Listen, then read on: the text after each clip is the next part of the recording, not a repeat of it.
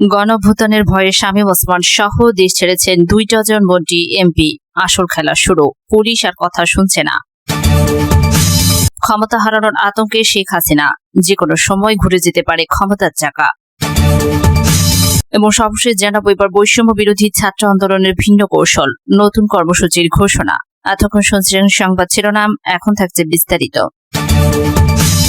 ছাত্রদের কোটা আন্দোলন ও দেশের পরিস্থিতি সহিংস হওয়ার মধ্যেই অনেক মন্ত্রী এমপি দেশ ছেড়েছেন। গত 14 জুলাই দেশের পরিস্থিতি নাজুক দেখে বিদেশ থেকে ফ্লাইটের টিকিট কেটে ঢাকা ছাড়েন অনেক প্রভাবশালী। তারা যুক্তরাষ্ট্র, যুক্তরাজ্য, Canada, Singapore, Australia, Bharat, Thailand, চীন ও দুবাই পাড়ি জমান। এই পরিস্থিতিকে দুর্ভাগ্যজনক বলে মন্তব্য করেন বিশিষ্টজনেরা। দেশের এই টালমাটাল পরিস্থিতির মধ্যে তাদের এই বিদেশ যাত্রা নিয়ে সরকারি দলের মধ্যে ব্যাপক প্রতিক্রিয়া রয়েছে। আওয়ামী লীগের সভায় এদের নাম নিয়েও তুমুল হইচই হয়। দায়িত্বশীল সূত্র জানিয়েছে, কোটা আন্দোলন ঘিরে দেশ যখন উত্তাল সহিংস ছড়িয়ে পড়েছিল চারিদিকে, এমন জটিল পরিস্থিতিতে গত 15 জুলাই মধ্যরাতে দেশ ছাড়েন সাবেক অর্থমন্ত্রী আ.হ.ম মুস্তফা কামাল। পরিবারের 5 সদস্যকে নিয়ে তিনি রাত 1:40 এমিরেটস এয়ারলাইন্সের একটি ফ্লাইটে লন্ডনের উদ্দেশ্যে ঢাকা ত্যাগ করেন। একদিন পর 16 জুলাই লন্ডন যান বীরপুরের ঢাকা 16 এমপি ইলিয়াস মোল্লা। একই দিনে পরিবারের 11 সদস্য নিয়ে কুমিল্লা 11 আসনের এমপি ও সাবেক রেলমন্ত্রী মুজিবুল হক দুবাই যান। রাত 11টার কিছু আগে এমিরেটসের একটি ফ্লাইটে তারা ঢাকা ছাড়েন। ইমিগ্রেশন সূত্র জানায়, প্রাথমিক ও গণশিক্ষা মন্ত্রণালয়ের প্রতিমন্ত্রী অধ্যাপক রোমানা আলী 16 জুলাই যান মালয়েশিয়ায়। তার সঙ্গে ছিলেন পরিবারের 4 সদস্য। এই দিন আরও 2 এমপি বিদেশে যান। তাদের মধ্যে রয়েছেন ময়মনসিংহ 8 আসনের এমপি মাহমুদ হাসান সুমন। তিনি পরিবারের 4 সদস্য নিয়ে গেছেন সিঙ্গাপুরে। অপরজন হলেন কুমিল্লা 8 আসনের এমপি আবু জাফর মোহাম্মদ শফিউদ্দিন। তিনি গেছেন চীন। 17 জুলাই রাত 1:11 হংকং এয়ারলাইন্সের একটি ফ্লাইটে অস্ট্রেলিয়ার সিডনিতে যান চট্টগ্রাম 1 আসনের এমপি মাহবুবুর রহমান। তিনি অস্ট্রেলিয়ায় তার পরিবারের কাছে যান। এই সময় ঢাকা 5 আসনের আওয়ামী লীগের এমপি মশিউর রহমান মোল্লা সজল ভারত সফরে ছিলেন। ভোলা 4 চরফ্যাশন মনপড়া আসনের এমপি আব্দুল্লাহ আল ইসলাম জ্যাকব দুবাই গেছেন, যদিও তার এলাকায় কোটা সংস্কার আন্দোলনে তেমন কোনো প্রভাব পড়েনি। সাবেক পররাষ্ট্রমন্ত্রী এ কে আব্দুল মোমেন এমপি আছেন আমেরিকায়। ভোলা 3 আসনের এমপি নুরুন্নবী চৌধুরী শাওন সহস্টিক থাইল্যান্ডে গেছেন। যশোর 3 আসনের এমপি কাজী নাবিল আহমেদ তার পরিবারের 1 সদস্য সহ ভারত যান 29 জুলাই। দুপুর 12:40 নভোএয়ারের একটি ফ্লাইটে তারা কলকাতার উদ্দেশ্যে ঢাকা ছাড়েন। নারী সংরক্ষিত আসনের এমপি পারভিন জামান গত 26 জুলাই ব্যাংকক গেছেন।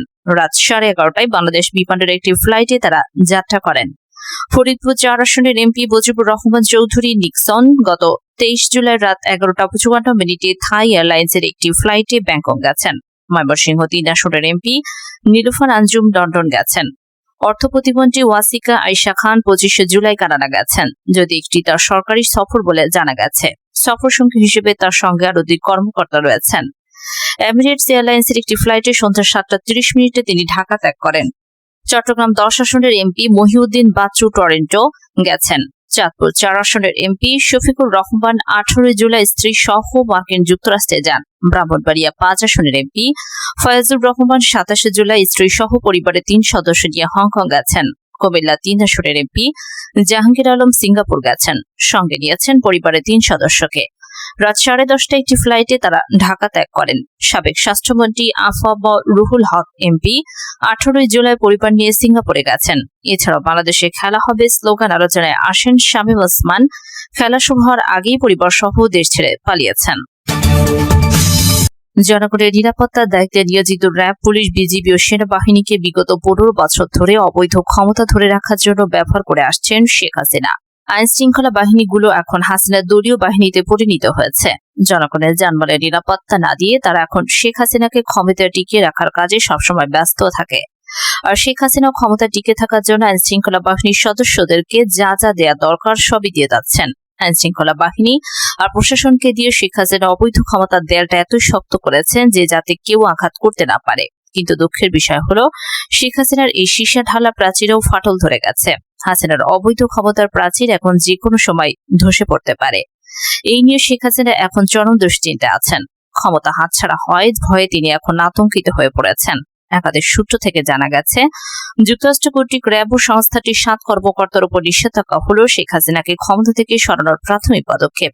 যুক্তরাষ্ট্র পর্যায়ক্রমে শেখ হাসিনার বিরুদ্ধে আরো পদক্ষেপ নেবে। প্রথম পদক্ষেপের পর শেখ হাসিনার অবৈধ মন্ত্রীরা যুক্তরাষ্ট্রের বিরুদ্ধে এক সুরে সমালোচনা করে যাচ্ছে। যুক্তরাষ্ট্র শেখ মুজিবের খুনিদের আশ্রয় দিয়েছে বলেও অভিযোগ করছে ক্ষমতাসীন দলের নেতারা। তবে যুক্তরাষ্ট্র কৌশলে বড় ধরনের জবাব দিয়েছে শেখ হাসিনাকে। অভিজিতের খুনিদের ধরিয়ে দিতে যুক্তরাষ্ট্র $50,000 পুরস্কার ঘোষণা করেছে।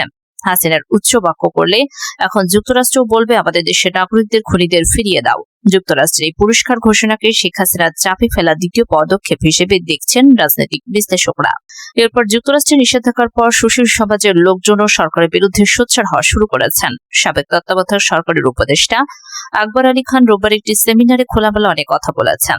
তিনি সরাসরি বলেছেন, ভারতের কাছে বাংলাদেশের চিরকৃতজ্ঞ হয়ে থাকার দরকার নেই। এছাড়া সরকারের দুর্নীতি দুঃশাসন নিয়েও তিনি কথা বলেছেন। জানা গেছে, বিএনপিকে ক্ষমতা থেকে হটিয়ে যারা সেনা শাসন এনেছিল সেই সুশীল সমাজ এখন আবার তৎপর হচ্ছে। তারা সবাই আমেরিকাপন্থী।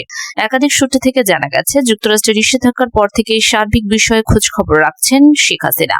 গণমাধ্যমে না আসলেও আওয়ামী লীগের সিনিয়র নেতাদের সাথে নিয়ে শেখ হাসিনা একাধিক বৈঠক করেছেন। সিনিয়র নেতারা শেখ হাসিনাকে তাদেরকে উদ্বেগের বিষয় জানিয়েছেন। আর একাধিক গোয়েন্দা সংস্থার মাধ্যমে শেখ হাসিনা জানতে পেরেছেন, যুক্তরাষ্ট্রের চূড়ান্ত টার্গেট হল শেখ হাসিনাকে ক্ষমতা থেকে সরিয়ে দেয়া। এই নিয়ে এখন শেখ হাসিনা চরম অস্বস্তিতে দিন কাটাচ্ছেন। খুলনায় শিক্ষার্থী পুলিশ বিজিবি সংঘর্ষে মোহাম্মদ সুমন নামের এক পুলিশ কনস্টেবল নিহত। অর্ধশতাধিক শিক্ষার্থী গুলিবদ্ধ ও পুলিশের গাড়িতে অগ্নিসংযোগ। পুলিশ শিক্ষার্থী সহ আহত শতাধিক। এদের মধ্যে গুলিবদ্ধ 25 জন খুলনা মেডিকেল কলেজ হাসপাতালে ও 20 জনের মতো বিশ্ববিদ্যালয়ের মেডিকেল সেন্টারে ও অনেকে বিভিন্ন বেসরকারি হাসপাতালে চিকিৎসা দেওয়া হচ্ছে। খুলনার 0 পয়েন্ট ও গল্লামারি মোড় এবং বিশ্ববিদ্যালয় এলাকা শুক্রবার বিকাল 3:30 থেকে সন্ধ্যা 7:30 পর্যন্ত শিক্ষার্থীদের সঙ্গে পুলিশের দফায় দফায় সংঘর্ষ হয়েছে। এই সময় পুলিশ শিক্ষার্থীদের লক্ষ্য করে অসংখ্য টিয়ারশেল, রাবার বুলেট ও সাউন্ড গ্রেনেড নিক্ষেপ করে। শিক্ষার্থীরাও পুলিশকে লক্ষ্য করে ইট পাটকেল ছোড়ে। এই সময় বিক্ষুব্ধ আন্দোলনকারীরা পুলিশের একটি পিকআপে আগুন ধরিয়ে দেয়। হবিগঞ্জ ছাত্র জনতার সাথে পুলিশের সংঘর্ষে গুলিবদ্ধ হয়ে মোস্তাক আহমেদ নামের এক শ্রমিক নিহত হয়েছেন।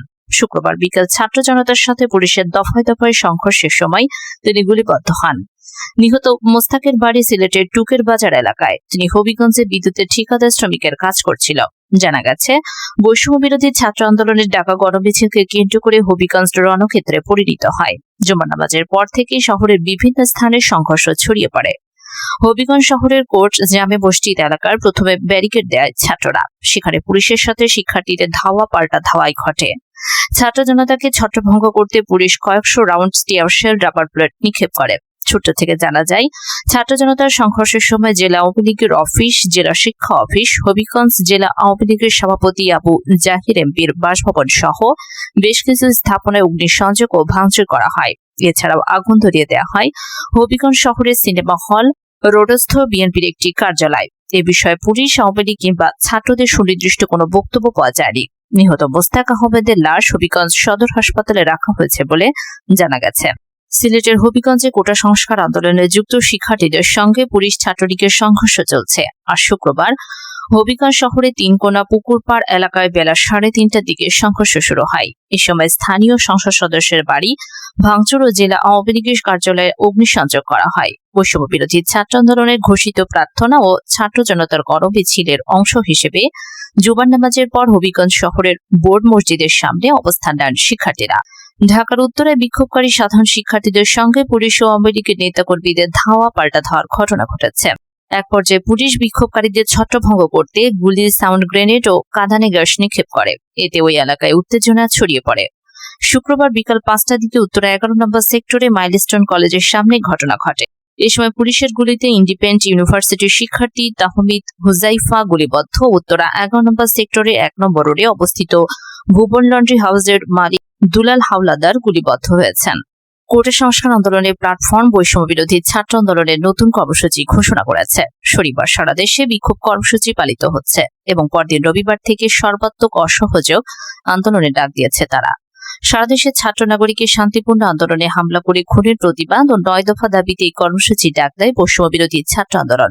শুক্রবার রাত 8:45টার দিকে ফেসবুক লাইভে সেই কর্মসূচি ঘোষণা দিয়েছেন বৈষম্য বিরোধী ছাত্র আন্দোলনের অন্যতম সমন্বয়ক আব্দুল হান্নান। একই সময় আরেক সমন্বয়ক আসিফ মাহমুদ তার ফেসবুকে এই কর্মসূচির কথা নিশ্চিত করেছেন।